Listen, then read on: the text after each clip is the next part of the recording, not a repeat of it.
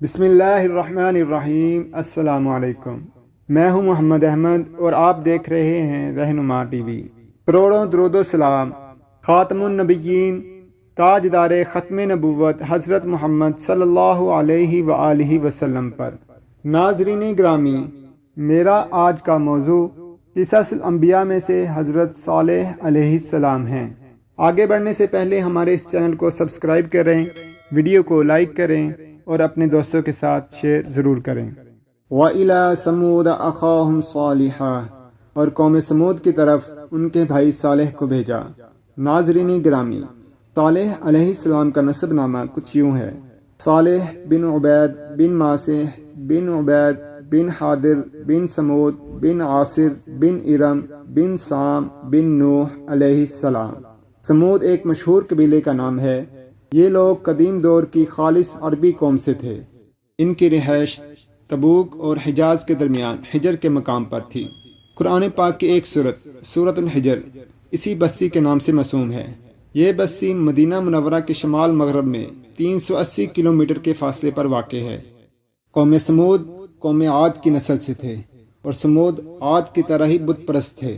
انہوں نے عاد کے انجام سے عبرت حاصل نہ کی۔ قوم سمود کا تذکرہ سورۃ الحجر کے علاوہ بھی کئی صورتوں میں آیا ہے۔ اللہ تعالیٰ نے سورۃ الحجر میں ارشاد فرمایا، اور حجر والوں نے بھی رسولوں کو جھٹلایا۔ حجر قوم سمود کا مرکزی شہر تھا، اب وہ مدائن صالح کے نام سے مشہور ہے۔ یہ لوگ بھی پہاڑوں کو چیر کر ان میں گھر بناتے تھے۔ صنعت اور کاریگری انہوں نے قوم عاد سے وراثت میں پائی تھی۔ اللہ تعالیٰ سورہ فجر میں ارشاد فرماتا ہے، اور قوم سمود کے ساتھ کیا کیا جنہوں نے وادی میں بڑے بڑے پتھر تراشے تھے۔ ایک اور مقام پر اللہ تعالیٰ نے ارشاد فرمایا، اور ہم نے قوم عاد اور قوم سمود کو غارت کیا، جن کے بعض مکانات آپ کے سامنے ظاہر ہیں۔ ان کے مکانات ان کی تباہی سے لے کر اب تک موجود ہیں۔ شام کے راستے میں خیبر تماس تبوک تک قوم سمود کے آثار پائے جاتے ہیں۔ یہ لوگ کس طرح پتھر تراش تراش کر گھر بناتے تھے، اللہ تعالیٰ نے اس کا ذکر سورہ اعراف میں فرمایا ہے۔ اور یاد تو کرو جب اس نے تم کو قوم عاد کے بعد سردار بنایا اور زمین پر آباد کیا کہ نرم زمین سے محل تعمیر کرتے ہو اور پہاڑوں کو تراش تراش کر گھر بناتے ہو۔ بس اللہ کی نعمتوں کو یاد کرو اور زمین میں فساد نہ کرتے پھرو۔ اللہ نے تمہیں قوم عاد کا جانشین بنایا تاکہ تم ان کے حالات سے عبرت حاصل کرو اور ان جیسے عمل نہ کرو۔ اللہ نے تمہیں یہ زمین عطا فرمائی جس کے میدانوں میں تم محلات تعمیر کرتے ہو اور پہاڑ تراش کر بڑی مہارت، کاریگری اور پختگی کے ساتھ مکان بناتے ہو۔ لہٰذا اللہ کی اس نعمت کے عوض شکر اور نیک عمل کرو، اس کی عبادت کرو، اس کے ساتھ شرک نہ کرو۔ یہ آیت ان کی طاقت، جسم کی صلاحیت اور ماہر فن ہونے پر دلیل ہے۔ پہاڑوں کو تراشنا دراصل قوم عاد کی عادت تھی۔ یہ بھی چونکہ ان کی نسل سے تھے، اس لیے وراثت میں انہیں بھی یہ کام آ گیا۔ جس طرح اللہ نے عاد کو بہت سی نعمتوں سے نوازا تھا، اسی طرح سمود کو ان سے بڑھ کر نعمتیں دی تھی۔ اللہ تعالیٰ صالح علیہ السلام کی زبانی ان سے فرماتے ہیں، اے قوم سمود، کیا تمہیں ان چیزوں میں بے فکری سے رہنے دیا جائے گا، یعنی باغات، چشموں، کھیتوں اور کھجوروں میں جن کا خوشہ ملائم ہے، اور تم پہاڑوں کو تراش کر پرتکلف گھر بناتے ہو۔ بس اللہ سے ڈرو اور میرا کہا مانو۔ لیکن ان لوگوں نے ہر طرح سے قوم عاد کی پیروی کی، نصیحت پکڑنے کے بجائے بتوں کی پوجا شروع کر دی۔ اللہ نے ان کے درمیان صالح علیہ السلام کو مبعوث فرمایا۔ آپ نبوت ملنے سے پہلے بھی صاحب علم، عقل مند اور معاملہ فہم تھے، اور ایک باعزت گھرانے سے تعلق رکھتے تھے۔ لوگ اپنے معاملات میں ان سے مشورہ کیا کرتے تھے، اس لیے آپ کو اپنی قوم میں ایک خاص مقام حاصل تھا۔ لیکن جب آپ نے قوم کو سیدھے راستے کی طرف بلایا، ایک اللہ پر ایمان لانے، اس کے سوا کسی کی عبادت نہ کرنے کی دعوت دی، تو قوم نے آپ کا ساتھ چھوڑ دیا اور جواب میں کہنے لگے، اس سے پہلے تو ہم تم سے بہت کچھ امیدیں لگائے ہوئے تھے۔ مطلب یہ تھا کہ بچپن میں تم بہت ذہین تھے، تمہاری ذہانت کو دیکھتے ہوئے سب سمجھتے تھے کہ بڑے ہو کر خوب ترقی کرو گے، لیکن آپ نے یہ باتیں کہہ کر ہماری ساری امیدوں پر پانی پھیر دیا۔ ان کے اس جواب کے باوجود آپ ان کو تبلیغ کرتے رہے، انہیں اللہ کی طرف بلاتے رہے۔ آپ نے کہا، اے میری قوم، اللہ ہی کی عبادت کرو اس کے سوا تمہارا کوئی معبود نہیں، اسی نے تم کو زمین سے پیدا کیا اور اس میں آباد کیا، سو اس سے مغفرت مانگو اور اس کے آگے توبہ کرو، بے شک میرا پروردگار نزدیک بھی ہے اور دعا قبول کرنے والا بھی ہے۔ اے میری قوم، تم نیکی سے پہلے برائی میں جلدی کیوں کر رہے ہو؟ اللہ سے معافی کیوں نہیں مانگتے کہ تم پر رحم کیا جائے؟ اللہ سے ڈرو، میری اطاعت کرو اور حد سے گزر جانے والے بے باک لوگوں کی اطاعت سے باز آ جاؤ۔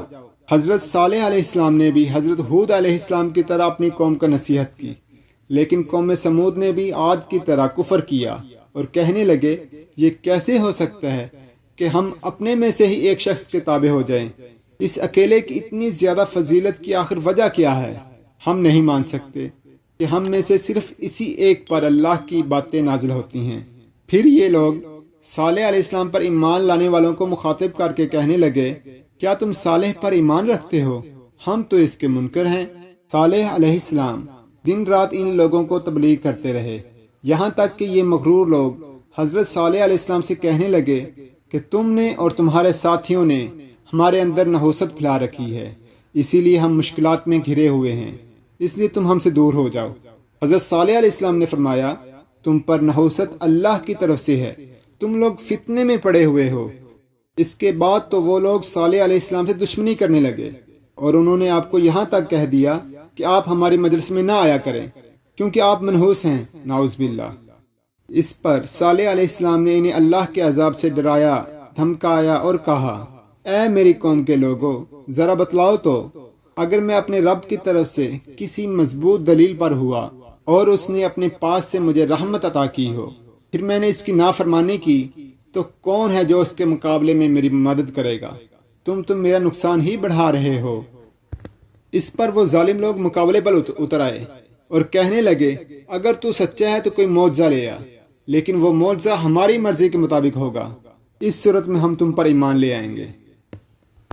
آپ پہاڑ میں سے 10 ماہ کی حاملہ اونٹنی نکال کے دکھائیں اور اس کا رنگ سرخ ہو۔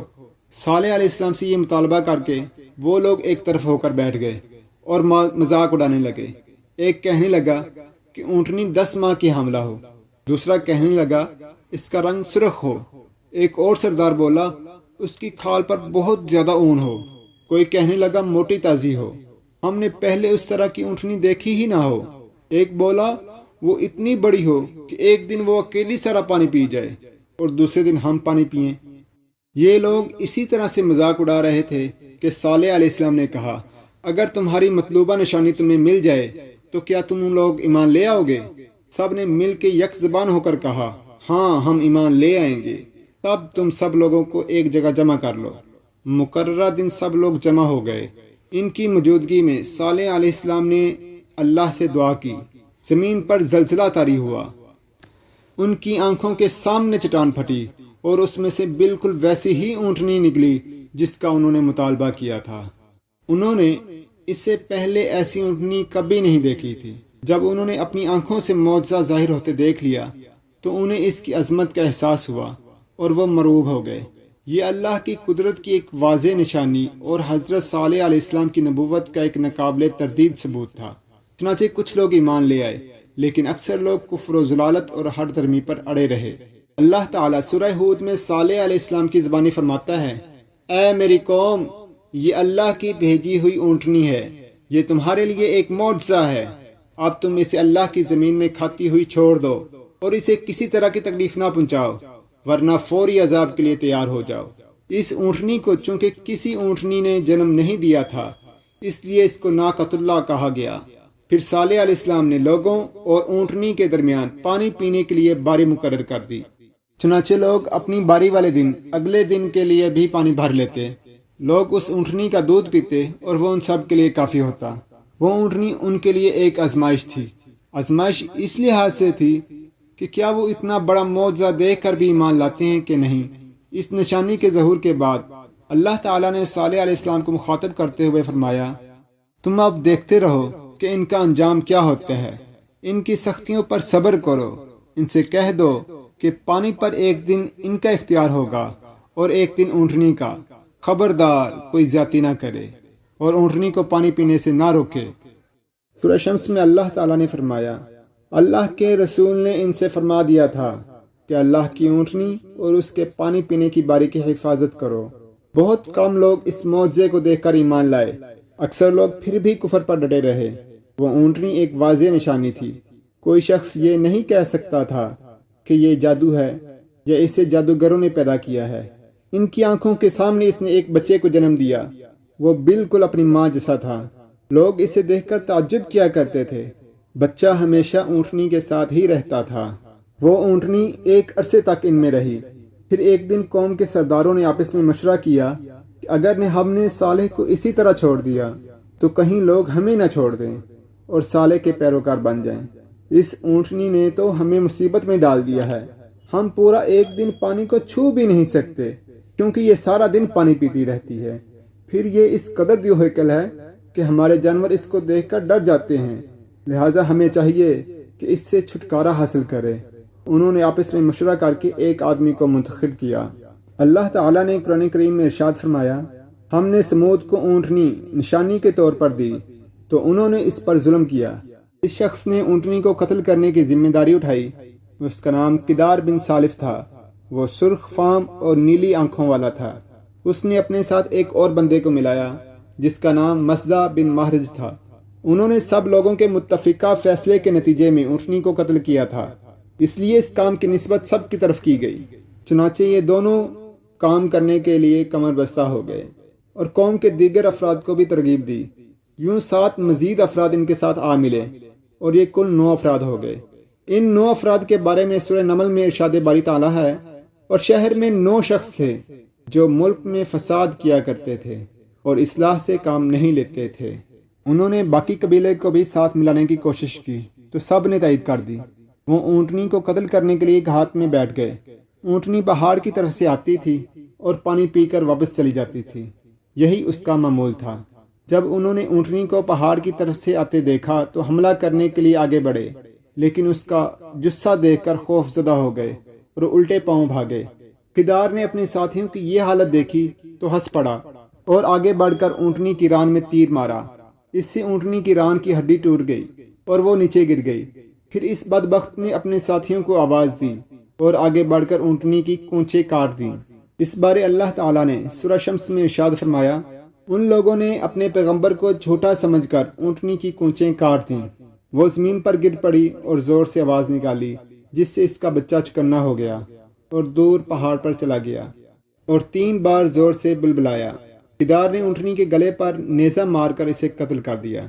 اللہ تعالیٰ نے سورہ اعراف میں ارشاد فرمایا ہے، آخر انہوں نے اونٹنی کی کونچوں کو کاٹ ڈالا اور اپنے پروردگار کے حکم سے سرکشی کی اور کہنے لگے، اے صالح، جس چیز سے تم ہمیں ڈراتے ہو، اگر تم اللہ کے پیغمبر ہو تو اسے ہم پر لے آؤ۔ اس لیے حضرت صالح علیہ السلام نے اللہ کے حکم کے مطابق فرمایا، جیسا کہ سورہ ہود میں ہے۔ آپ نے فرمایا، اپنے گھروں میں 3 دن تک اور فائدہ اٹھا لو، یعنی انہیں اس دن کے علاوہ مزید 3 دن کی مہلت دی گئی۔ انہوں نے اس وعید پر بھی اعتبار نہ کیا، بلکہ شام ہوئی تو ایک اور سازش تیار کرنے لگے کہ حضرت صالح علیہ السلام کو بھی شہید کر دیتے ہیں۔ چنانچہ سب قسمیں کھا کر کہنے لگے، جیسا کہ سورہ نمل میں ہے، عہد کرو کہ ہم رات کو اس پر اور اس کے گھر والوں پر حملہ کریں گے، پھر اس کے وارثوں سے کہہ دیں گے کہ ہم صالح اور اس کے گھر والوں کی ہلاکت کی جگہ پر گئے ہی نہیں اور ہم بالکل سچ کہتے ہیں۔ پھر یہ لوگ صالح علیہ السلام کے گھر کی طرف چلے۔ حضرت صالح علیہ السلام کا گھر پہاڑ کی چوٹی پر تھا۔ یہ فسادی لوگ ابھی اوپر چڑھ ہی رہے تھے کہ زمین حرکت کرنے لگی۔ ایک چٹان اوپر سے لڑکتی ہوئی آئی اور ان تمام کو پیس کر رکھ دیا۔ ان 9 فسادی لوگوں کی ہلاکت کے ساتھ ہی اللہ کے عذاب کی ابتدا ہو چکی تھی۔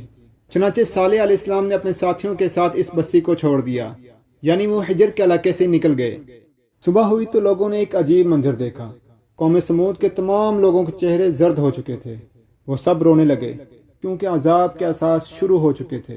دوسرے دن تمام لوگوں کے چہرے سرخ ہو گئے اور تیسرے دن تمام لوگوں کے چہرے سیاہ ہو چکے تھے۔ اپنی یہ حالت دیکھ کر لوگ رونے اور چیخ و پکار کرنے لگے۔ اب انہیں یقین ہو چکا تھا کہ عذاب کا وعدہ برحق تھا۔ عذاب کی ابتدا زلزلے سے ہوئی، زمین حرکت کرنے لگی۔ اس کی وجہ سے وہ لوگ اپنے گھروں میں اوندے کے اوندے پڑے رہ گئے۔ ان میں اٹھنے کی طاقت تک نہ رہی۔ پھر آسمان میں سخت کا کڑاکا ہوا، اس کی ہولناک دہشت انگیز چنگھاڑ نے ان کے بھیجے پھاڑ کر رکھ دیے۔ ایک ہی لمحے میں وہ سب کے سب ڈھیر ہو گئے۔ ان کی ہلاکت اور تباہی کو بیان کرتے ہوئے اللہ تعالیٰ نے سورہ زاریات میں فرمایا ہے، اور سمود کے قصے میں بھی عبرت ہے، جب ان سے کہا گیا تم کچھ دن تک فائدہ اٹھا لو، لیکن انہوں نے اپنے رب کے حکم سے سرتابی کی، اس پر ان کو ان کے دیکھتے ہی دیکھتے ہلاک کر دیا گیا۔ پس نہ تو وہ کھڑے ہو سکے اور نہ بدلہ لے سکے۔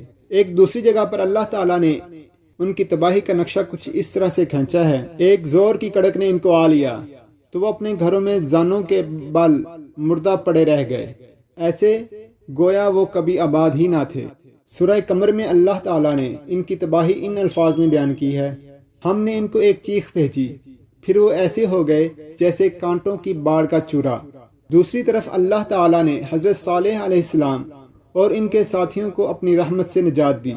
سنت اللہ یہ رہی ہے کہ اگر وہ اپنے پیغمبر کو کسی قوم کی ہدایت کے لیے بھیجے اور قوم اس کی ہدایت پر کان نہ دھرے تو ضروری نہیں کہ وہ قوم ہلاک کر دی جائے، لیکن جو قوم اپنے نبی سے اس وعدے پر نشانی طلب کر لے کہ اگر ان کی مطلوبہ نشانی ظاہر ہو جائے تو ایمان لے آئیں گے، اور پھر نشانی آ جانے کے بعد ایمان نہ لائے تو اس قوم کی ہلاکت یقینی ہے۔ اس قوم کے آثار آج تک باقی ہیں۔ مدینہ منورہ کے شمال مغرب میں ان کے گھر موجود ہیں۔ اب یہ علاقہ مدائن صالح کے نام سے مشہور ہے۔ قوم سمود کے مکانات اس علاقے میں پہاڑوں میں کھودے ہوئے صاف نظر آتے ہیں۔ رسول اللہ صلی اللہ علیہ وسلم صحابہ کرام رضی اللہ عنہم کے ہمراہ تبوک جاتے وقت اس مقام سے گزرے تھے، جیسا کہ حدیث شریف میں مذکور ہے۔ اللہ صلی اللہ علیہ وسلم صحابہ کرام رضی اللہ عنہم کے ہمراہ تبوک تشریف لے گئے تو مقام ہجر میں سمود کے گھروں کے قریب ہی فروکش ہوئے۔ لوگوں نے ان کنوؤں سے پانی لے لیا جو سمود کے زیر استعمال رہے تھے۔ انہوں نے اس پانی سے آٹا گوندا اور گوشت پکانے کے لیے دیگیں آگ پر چڑھا دیں۔ رسول اللہ صلی اللہ علیہ وسلم نے حکم دیا تو دیگیں الٹ دی گئیں اور آٹا اونٹوں کو کھلا دیا گیا۔ پھر نبی کریم صلی اللہ علیہ وسلم صحابہ کرام کے ہمراہ اس کنویں کے پاس آئے جہاں سے اونٹنی پانی پیا کرتی تھی۔ آپ صلی اللہ علیہ وسلم نے ان کے گھروں میں داخل ہونے سے منع فرما دیا جن پر اللہ کا عذاب نازل ہوا تھا، اور فرمایا میں ڈرتا ہوں تم پر بھی ویسا عذاب نہ آ جائے جیسا ان پر آیا تھا، اس لیے ان کے علاقے میں داخل نہ ہوا کرو۔ حضرت صالح علیہ السلام اپنے ساتھیوں کے ہمراہ وہاں سے ہجرت کر کے فلسطین آ گئے، وہیں رام اللہ نامی بستی میں رہنے لگے اور یہیں پر آپ کی وفات ہوئی۔ واللہ اعلم۔ آخر میں ایک وضاحت کرنا چاہتا ہوں، نبی کریم صلی اللہ علیہ وسلم نے ان عذاب یافتہ لوگوں کے علاقے میں داخل ہونے سے منع فرمایا تھا۔ آپ نے فرمایا ان کے علاقے میں داخل نہ ہوا کرو، اگر کسی مجبوری کی وجہ سے داخل ہونا بھی پڑے تو روتے ہوئے داخل ہوا کرو، اگر رونا نہ آئے تو داخل نہ ہوا کرو۔ جبکہ وہاں کے بے حیا مسلم حکمرانوں نے اس جگہ کو ایک تفریحی مقام میں بدل دیا ہے۔ یہ ہمارے لیے ایک لمحہ فکریہ ہے کہ نبی کریم صلی اللہ علیہ وآلہ وسلم کے واضح احکامات کو اس طرح سے نظر انداز کیا جا رہا ہے، اور وہ مسلمان جو اس علاقے میں سیاحت کے لیے جانا چاہتے ہیں وہ پہلے حضور اکرم صلی اللہ علیہ وآلہ وسلم کے احادیث مبارکہ کو اچھی طرح سے پڑھ لیں، اس کے بعد فیصلہ کریں۔ اللہ رب العزت سے دعا ہے کہ وہ ہمیں سیدھا رستہ دکھائے اور اپنے پیارے محبوب صلی اللہ علیہ وآلہ وسلم کے احکامات اور آپ کی سنت پر عمل کرنے کی توفیق عطا فرمائے، آمین۔ علینا الا البلاغ المبین، کی محمد سے وفا تو نے تو ہم تیرے ہیں، یہ جہاں چیز ہے کیا لوح و قلم تیرے ہیں، لبیک لبیک لبیک یا رسول اللہ صلی اللہ علیہ وآلہ وسلم، تاجدار ختم نبوت زندہ باد زندہ باد۔ اپنا اور اپنے گھر والوں کا خیال رکھیے اور ہمارے اس چینل کو سبسکرائب ضرور کریں۔ شکریہ۔ اللہ حافظ۔